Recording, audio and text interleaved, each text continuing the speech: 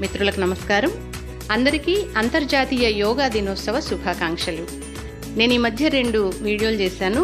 అవేంటంటే పాడేరు దగ్గరలోని సంగోడి అనే గిరిజన గ్రామంలో మైండ్ఫుల్నెస్ మెడిటేషన్ రీట్రీట్ అనే మా ప్రోగ్రాం గురించి చేశాను. అవి మీరు చూసే ఉంటారు. ఒకవేళ ఎవరైనా చూడలేకపోయినా మళ్ళీ చూడొచ్చు. ఈ వీడియో డిస్క్రిప్షన్లో ఆ లింకులు కూడా ఇస్తున్నాను. ప్రముఖ ఆయుర్వేద వైద్య నిపుణులు డాక్టర్ కొండా మాణికేశ్వరరావు గారు, డాక్టర్ కొండా పూర్ణరాజేశ్వరి గారు ఈ కార్యక్రమాన్ని ఏర్పాటు చేశారు. జూన్ 21వ తేదీ అంటే ఈరోజు అంతర్జాతీయ యోగా దినోత్సవం కాబట్టి దాని కొనసాగింపుగా ఈరోజు మరికొన్ని విశేషాలను మీతో పంచుకోవాలనుకుంటున్నాను.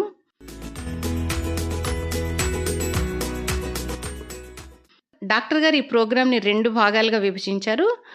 మొదటిది ప్రాక్టికల్ థియరీ క్లాసులు కలిపి ఒక సెషన్గా, రెండవది ప్రతిరోజు ఒక ఎంటర్టైన్మెంట్ అంటే ఒకరోజు అక్కడ దగ్గరలో జరిగే ఆదివాసీల సంతకు వెళ్ళడం, మరొక రోజు వాటర్ ఫాల్స్కి, మరొక రోజు డల్లాపల్లి వ్యూ పాయింట్ అని ఉంది అక్కడ రాత్రి బస చేయడానికి, ఇలా ప్లాన్ చేశారు. ఈ వీడియోలో డాక్టర్ గారు చెప్పిన మెడిటేషన్ ప్రాక్టికల్ థియరీ క్లాసుల గురించి నా అనుభవాలని మీతో పంచుకోవాలనుకుంటున్నాను. ఇక ఎంటర్టైన్మెంట్స్ గురించి మరొక వీడియోలో చెప్తాను.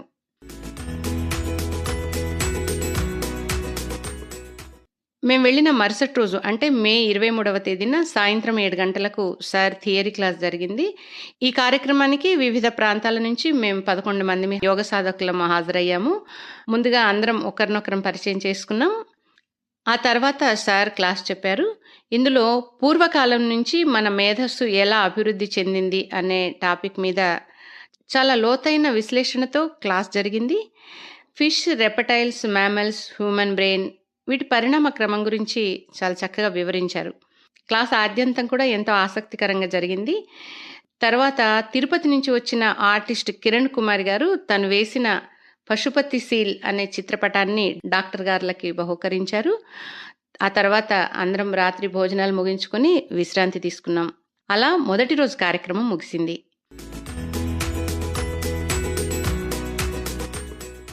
ఇక ఆ తర్వాతి రోజు అంటే రెండవ రోజు మే 24వ తేదీన అందరం ప్రొద్దునే లేచి రెడీ అయ్యి ఉదయం 6 గంటలకల్లా మేమున్న ఆశ్రమం పక్కనే ఉన్న కొండరాయి మీదకి వెళ్ళాం. అక్కడ మెడిటేషన్ చేసుకుందామని వెళ్ళిన తర్వాత డాక్టర్ గారి క్లాసు వార్మప్ ఎక్సర్సైజులు, మెడిటేషన్, ప్రాణాయామ మొదలైన వాటితో 1 గంట సేపు క్లాస్ జరిగింది. చెప్పాలంటే అంత ప్రశాంతమైన వాతావరణంలో పక్షుల కిలకిలా రావాల మధ్య మెడిటేషన్ చేయడం అనేది ఒక గొప్ప అనుభూతి అని చెప్పాలి. ప్రతి శబ్దం ఎంత లయబద్ధంగా వినిపించిందంటే మనసుకి ఎంతో ప్రశాంతత. ఓహో, మెడిటేషన్ ప్రాణాయామ అంటే ఇలా ఉండాలి, ఇదన్నమాట అసలైన మెడిటేషన్ అనిపించింది. ముఖ్యంగా టీవీలు, సెల్ ఫోన్ల శబ్దాలు లేవు, ఇంటి గురించి ఆలోచన లేదు, రణగొణ ధ్వనులు లేవు. గంట సేపు ప్రకృతితో అలా సహవాసం. క్లాస్ అయ్యాక కూడా అందరం కాసేపు ఆ కొండ మీదనే కూర్చొని చుట్టుపక్కల ప్రకృతినంతా ఆస్వాదిస్తూ కాసేపు రిలాక్స్ అయ్యాం. ఆ తర్వాత ఆశ్రమానికి వచ్చి రెడీ అయ్యి టిఫిన్లు అవి ముగించుకున్నాం. తర్వాత 10 గంటలకి సార్ థియరీ క్లాస్ తీసుకున్నారు. ఈ సెషన్లో ముందుగా భావోద్వేగాలు అంటే కోపం, సంతోషం, దుఃఖం, భయం, ప్రేమ మొదలైన వాటి గురించి వివరించారు. మనం భావోద్వేగాలకు లోనైనప్పుడు మన ఉచ్ఛ్వాస నిశ్వాసలలో వచ్చే మార్పులు, వాటి వల్ల ఏర్పడే అనారోగ్య సమస్యల గురించి చాలా చక్కగా వివరించారు.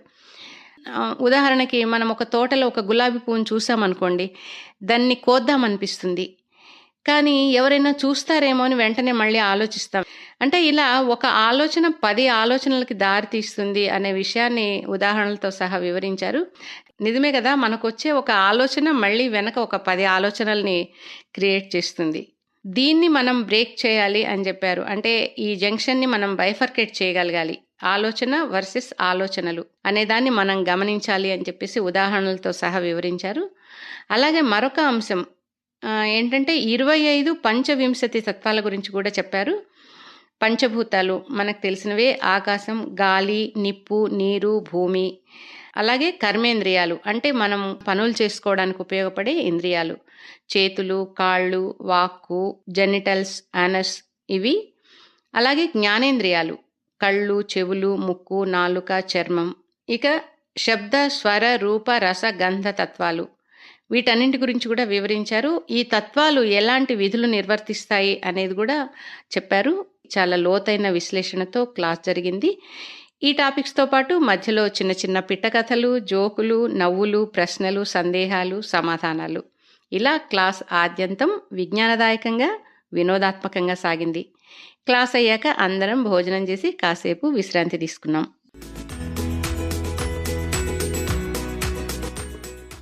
ఇక మే 26వ తేదీ అంటే 4వ రోజు కూడా ముందు రోజులాగానే ఉదయం 6 గంటలకల్లా అందరం యోగా మెడిటేషన్ చేసుకోవడానికి పక్కనే ఉన్న కొండరాయి మీదకి వెళ్ళాం. క్లాసు ముందు రోజు అలవాటైంది కాబట్టి ఆ రోజు ఇంకా ప్రస్ఫుటంగా ఆ వాతావరణం యొక్క ప్రభావం ఎంత ఉంది అనేది చాలా క్లియర్గా అర్థమైంది. అంతటి ప్రశాంత వాతావరణంలో మెడిటేషన్ చేసుకోవడం అనేది బోళ్ళంత ఉత్సాహాన్ని, శక్తినిచ్చిందని చెప్పవచ్చు. అలా ఆ రోజు కూడా క్లాస్ అయిన తర్వాత అందరము మళ్ళీ ఆశ్రమానికి వచ్చి రెడీ అయ్యి ఇంకా బ్రేక్ తీసుకున్నాము. 10 గంటలకు క్లాసు బ్రేక్ అని చెప్పారు సార్. క్లాస్ ఆ రోజు జరగలేదు. కాకపోతే సాయంత్రం 6 గంటలకి థియరీ క్లాస్ తీసుకుంటానని చెప్పారు. బయట చక్కగా వాతావరణం చల్లబడింది, మబ్బులు, వరండాలో కూర్చొని క్లాస్ చెప్పుకుందాం అనుకున్నాం. ఈ క్లాస్లో డాక్టర్ గారు ఆదివాసీ తెగలు, వాళ్ళ అలవాట్లు, వస్త్రధారణ, అలాగే వివిధ రాష్ట్రాల్లో వాళ్ళ జీవన విధానం ఎలా ఉంటుంది అనే ఈ విషయాలన్నింటి గురించి చెప్పారు. చూస్తుండగానే ఉరుములు మెరుపులతో వర్షం పెద్దదైపోయింది. అందరం మళ్ళీ లోపల హాల్లోకి వెళ్ళి క్లాస్ కంటిన్యూ చేసాం. క్లాస్ అయిన తర్వాత డిన్నర్ చేసి ఇంకా విశ్రాంతి తీసుకుందాం అనుకున్నాం. కానీ తెల్లవారితే మళ్ళీ అందరి ప్రయాణం, ఎవరెవరం ఎలా ఏ టైంకి బయలుదేరాలి అనేది ప్లాన్ చేసుకుని అందరం నిద్రకు ఉపక్రమించాం.